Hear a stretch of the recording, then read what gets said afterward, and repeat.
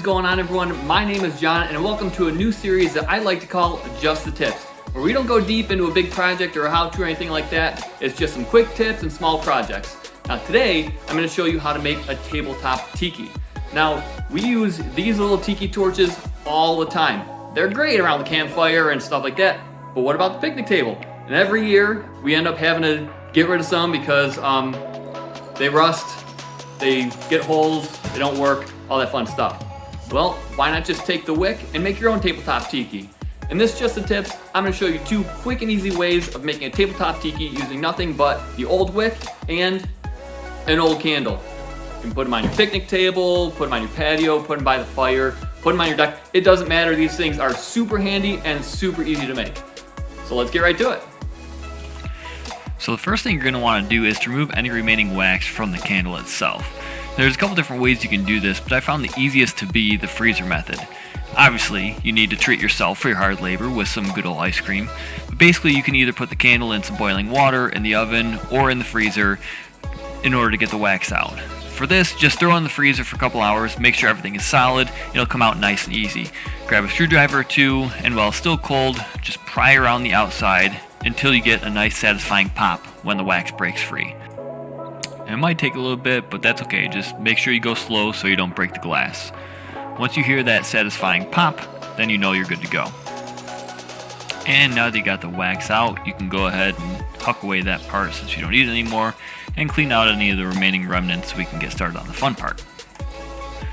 Now that everything is actually clean to your liking, we can go ahead and gather the stuff that we need to actually light this thing on fire. We'll obviously need the cleaned candle, the wick from the old tiki torch, some 1/2-inch copper pipe, and a 1/2-inch male threaded fitting. Then grab some scissors, a screwdriver, a pipe cutter, and a hole drill. These stepped bits are definitely the easiest for drilling through this kind of stuff. So first, remove the wick and line it up to approximately where it's going to sit in the candle jar so you can figure out how much you need. Go ahead and cut off the excess and then set it aside.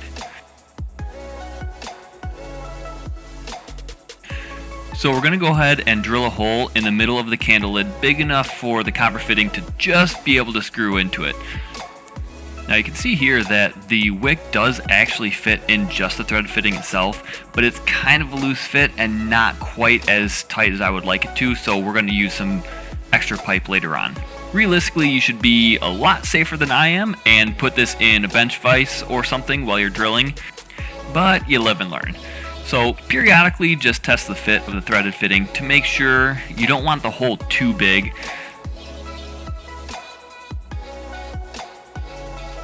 So here you can see I finally realized that it wasn't very safe and I grabbed some gloves to finish the job. Now hit both sides just to clear off any burrs or use some needle nose pliers, but you want to make sure that everything is nice and clean. Now speaking of clean, you'll notice that between almost every shot I'm cleaning off my workspace and just making sure that all the dust and debris is gone.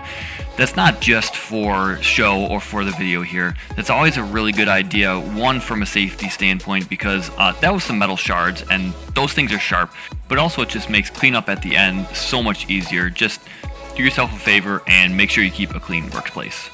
Once the fit is good, go ahead and try and screw that bad boy all the way in. And then realize that the hole isn't quite big enough and hit it with the drill one more time. So now that it fits, go ahead and screw it all the way in and then we can continue on to the next part. Grab your pipe cutter and just cut off maybe a 1/2 inch of this pipe.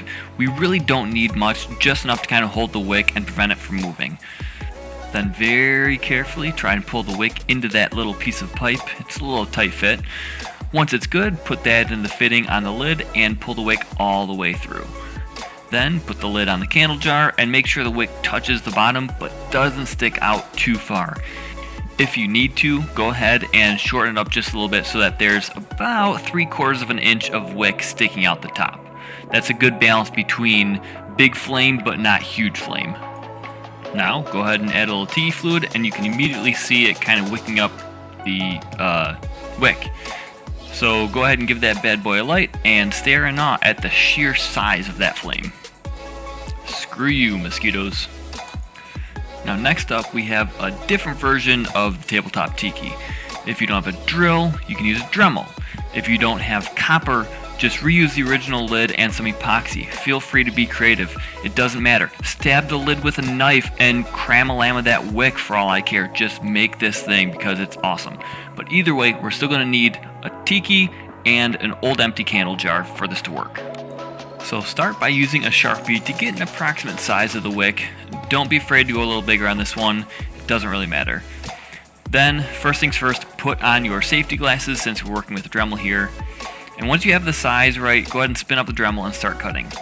Barely get into the first cut and have the cutoff wheel explode into your face. And this, folks, is exactly why we wear safety glasses. Get a new bit and cut the hole for the wick.